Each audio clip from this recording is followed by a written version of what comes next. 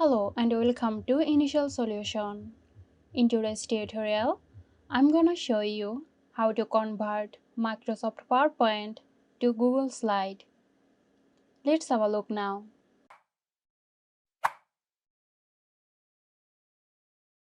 Open your web browser and go to Google Drive. Sign in with your Google account.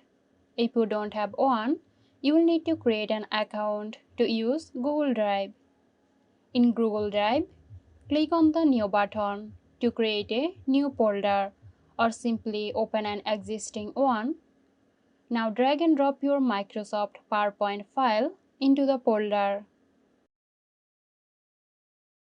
Once your PowerPoint file is uploaded, right-click on it, hover over, open with and select Google Slide. Google will automatically convert your PowerPoint presentation to Google Slides format. Open the converted presentation in Google Slides. Review the slides to ensure everything looks as expected. You might need to make some adjustments as certain PowerPoint features may not directly translate.